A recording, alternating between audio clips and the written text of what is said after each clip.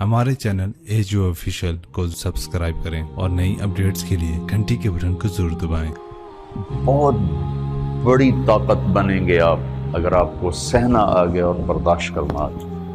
क्योंकि जब आप बर्दाश्त करते हैं ना तो अंदर में एक ताकत पैदा होती है।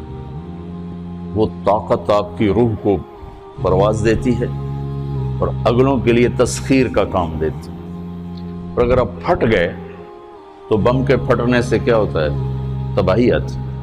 जब आप फटेंगे या मैं फटूंगा तो मुआशरे में तबाही आ जाएगी। तो इसके लिए आप दो चीज़ों का एहतमाम फरमाएं। एक, अपनी ज़बान की हिफाजत फरमाएं।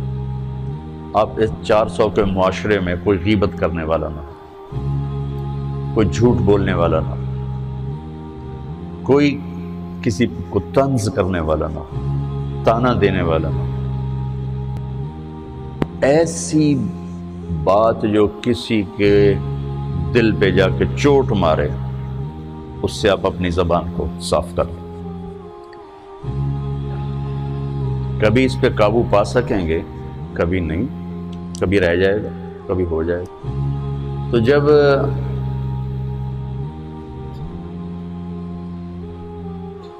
हाथ से निकल जाए बात तो फिर अल्लाह ने हमारे लिए तौबा का दरवाज़ा रखा है।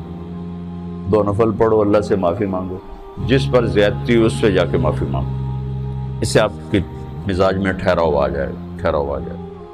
तो मैं आप सब से ये गुजारिश करता हूँ कि इस माशरे में आप अपनी ज़बान पे काबू पाना सीखिए। बराए मेरा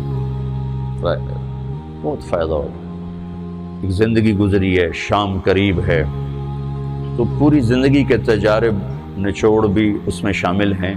और तजारब निचोड़ को गोली मारो और दीवार पर डाल दो। मेरे नबी का फरमान उसके लिए काफ़ी है कि आपने फरमाया कि 2 चीज़ों की ज़मानत दे दो, मैं जन्नत की ज़मानत देती। एक तुम्हारे जो 2 जबड़ों के दरमियान है, एक तुम्हारी 2 टांगों के दरमियान है, इसे पाक कर लो, मैं जन्नत का ज़ामिन बन जाता। और मुआज़ इब्न जबल से फरमाया कि तुम्हें पूरे दीन का निचोड़ बताऊँ। कहा जी क्या? तो आपने इस हदीस को मैंने पता नहीं हज़ारों लाखों दफ़ा बयान कर दिया है और हर दफ़ा बयान किया है कि अच्छा ये ऐसे करके क्यों फरमाया।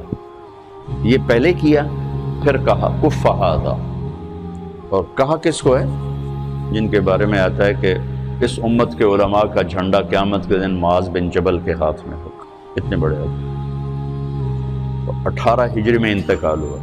1434 हिजरी में मैं उर्दन गया तो उनकी कब्र से खुशबू आ रही थी।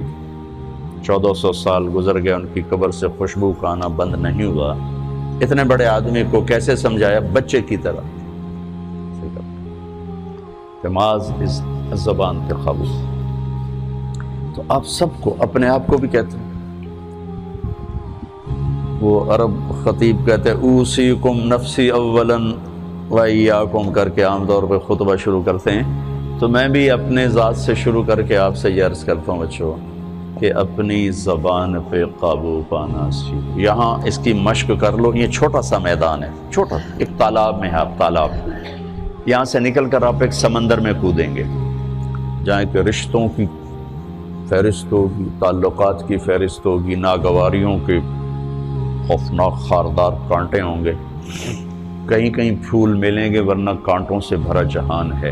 अगर आपने यहाँ प्रैक्टिस कर ली तो फिर आप उस मैदान में जाकर इंतहाई खूबसूरत मुआशरे का फ़र्द बन जाएंगे।